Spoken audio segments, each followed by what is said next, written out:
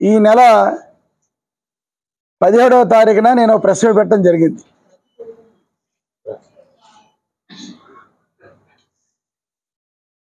ఈ నెల 17వ తారీఖున నేను ప్రెస్ మీట్ పెట్టడం జరిగింది. కొండబాబు కుటుంబ సభ్యులు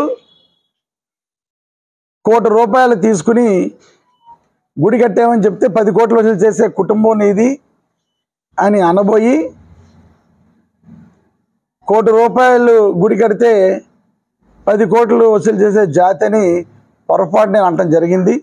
నేను గతంలో కూడా వెంటనే 19 ప్రెస్ మీట్ పెట్టి టంగ్ స్లిప్ అయిందని కూడా అన్నాను. అంటే నోరు జారి మాట్లాడటం అంటారు దాన్ని. కానీ నేను ఆ రోజు నేను చెప్పడం జరిగింది. కానీ మరి మిగతా వాళ్ళు ఎలా అర్థం చేసుకున్నారో నాకు తెలియదు. దీన్ని ఒక రాజకీయ కోణంలో ఆలోచించి దీన్ని రాజకీయం చేసే ఉద్దేశం మీద కొందరు ఎలక్షన్లు వస్తున్నాయనే ఉద్దేశం మీద దీన్ని రాజకీయం చేయడానికి ప్రయత్నం చేస్తూ అక్కడక్కడ మాట్లాడటం జరుగుతుంది. కానీ వీళ్ళెవరికి అవకాశం ఇవ్వకూడదనే ఉద్దేశం మీద మా పార్టీలో ఉన్నటువంటి మత్స్యకార నాయకులు, అదేవిధంగా నా బాగా కోరుకునే మత్స్యకార నాయకులు అందరితోటి కూడా సంప్రదించిన తర్వాత దీనికి ఒక ఫుల్ స్టాప్ పెట్టాలి అని ఆలోచించి నేను ఈ యొక్క ప్రెస్ మీట్ పెట్టడం జరిగింది.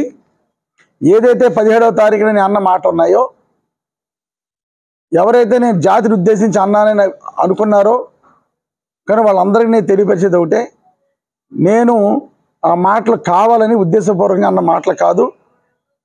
పొరపాటున నోరు జారి వచ్చిన మాటే తప్ప ఆ జాతిని నీ ఉద్దేశం అసలు ఎట్టి కోసాన నా మనస్ఫూర్తిగా నాకు లేదని ఈ సందర్భంగా నేను తెలియజేసుకుంటున్నాను.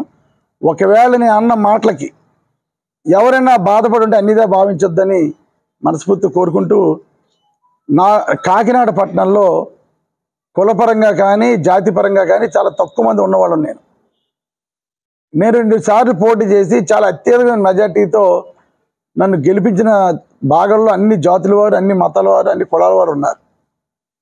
అదేవిధంగా ముఖ్యంగా మత్స్యకార ప్రాంతాల్లో ఈ రోజు నాతో వాళ్ళందరూ కూడా నాతో చాలా అభిమానంగా ఉంటూ నా గెలుపు కోసం కృషి చేస్తున్నటువంటి మత్స్యకార జాతి వాళ్ళందరూ కూడా ఉన్నారు. ఈరోజు నేను ఖచ్చితంగా చెప్పగలను, కాకినాడ పట్టణంలో ఇప్పుడు వచ్చిన ఎమ్మెల్యేలందరిలోనూ మత్స్యకార కుటుంబాలు నివసించే ప్రాంతాల్లో అభివృద్ధి పరంగా కానీ, సంక్షేమ పరంగా కానీ, వాళ్ళ కష్టాలుంటే తీర్చడంలో కానీ, రాజకీయ పరంగా కానీ, ఉన్నత పదవులు ఇచ్చే విషయంలో కానీ అన్ని రకాలుగాను కూడా మనస్ఫూర్తిగా ఆ జాతి డెవలప్మెంట్ కోరుకోవడం జరిగింది.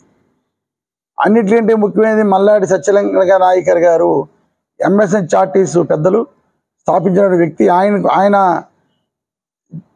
ఆయన జన్మదినం, అదేవిధంగా ఆయన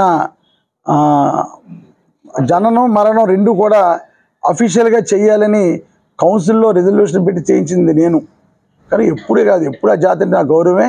కనుక అన్నిదా భావించొద్దని మనస్ఫూర్తిగా అందరినీ కూడా కోరుకుంటూ మరొకసారి వాళ్ళందరికీ విన్నవించుకుంటున్నాను. నేను మాట్లాడిన మాటలు మీరు తప్పుగా భావించారు కాబట్టి ఆయన్ని వెనక్కి తీసుకుంటున్నాను తెలియజేసుకుంటున్నాను.